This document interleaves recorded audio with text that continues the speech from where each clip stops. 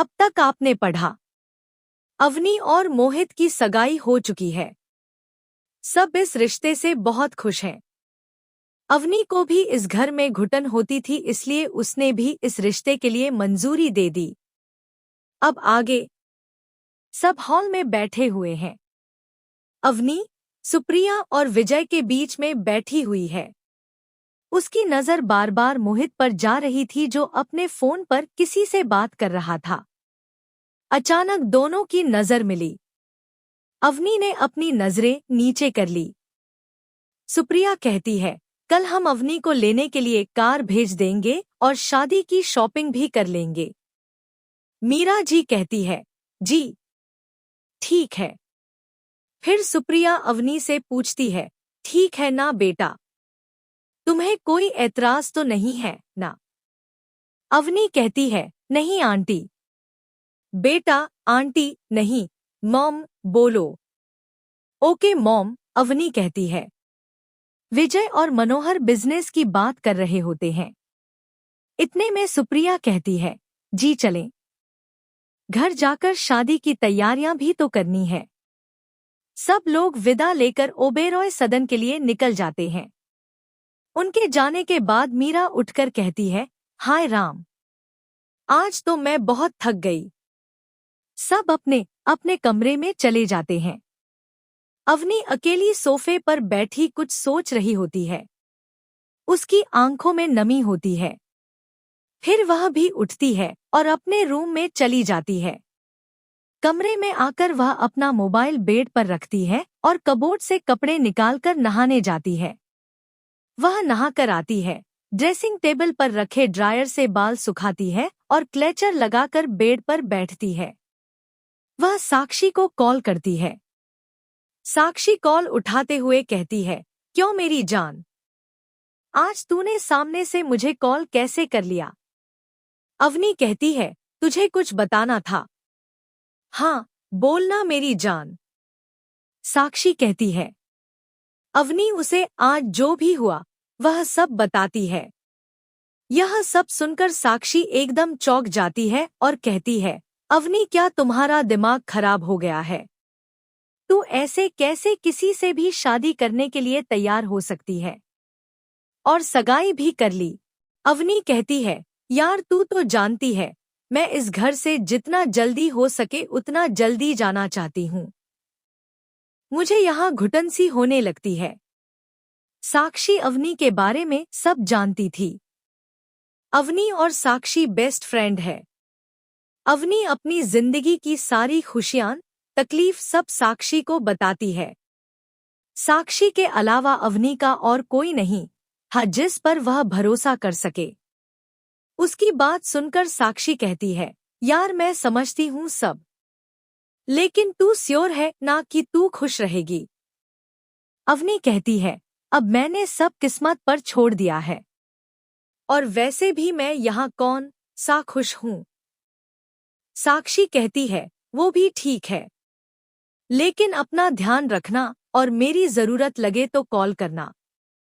और हाँ, तेरी शादी के दिन में आ जाऊंगी। ओके।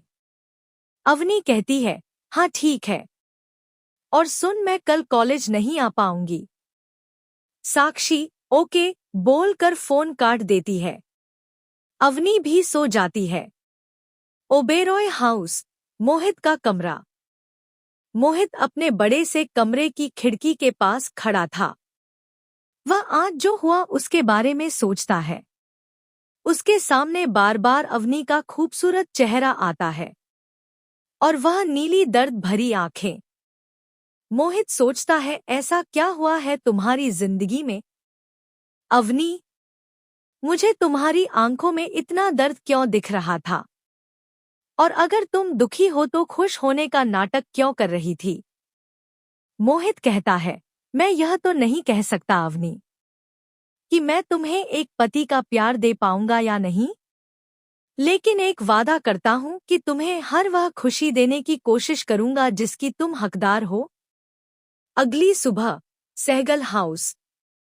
अवनी अभी तक सो रही थी क्योंकि वह कल बहुत थक गई थी। नीचे मोहित अवनी को लेने के लिए आया हुआ था। मीरा मोहित से कहती है, बेटा तुम क्या लोगे? नहीं आंटी, देर हो रही है, आप अवनी को बुला दीजिए, मॉम हमारा घर पर वेट कर रही है। मीरा दाई माँ, जो उनके घर में काम करती है, उन्हें अवनी को बुलाने भेजती है। वहां अवनी अभी तक सो रही है। दाई माँ आकर दरवाजा नॉक करती है, लेकिन कोई जवाब नहीं देता। फिर वह दरवाजा खोल कर देखती है तो अवनी सो रही है। दाई माँ अवनी से कहती है, अवनी बेटा जल्दी उठो, तुम अभी तक सो रही हो।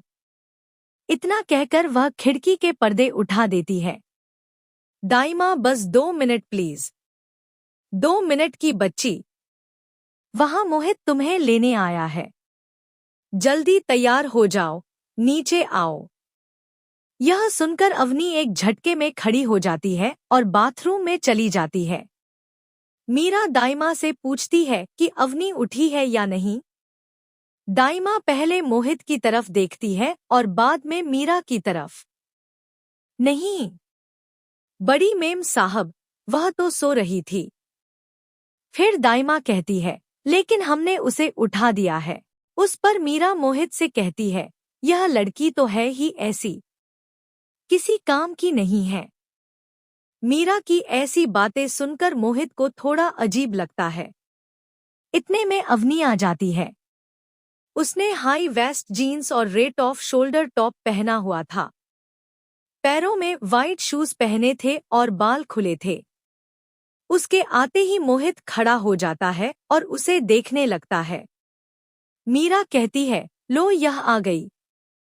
मोहित भी अपनी नजर इधर उधर फेरते हुए कहता है, चलें। जी, अवनी कहती है। दोनों बाहर आते हैं। मोहित पहले अवनी के साइड का डोर खोलता है और अवनी की तरफ देखता है। अवनी चुपचाप बैठ जाती है। मोहित भी ड्राइविंग सीट पर बैठ जाता है। इस कहानी का यह अध्याय यहीं समाप्त होता है। अगर आप इस कहानी को आगे भी पढ़ना चाहते हैं तो कहानी का अगला भाग जरूर पढ़ें। साथ ही ऐसे मजेदार कहानी सुनने के लिए और हमारे साथ जुड़े रहने के लिए हमारे चैनल को लाइक एंड सब्सक्राइब जरूर करें।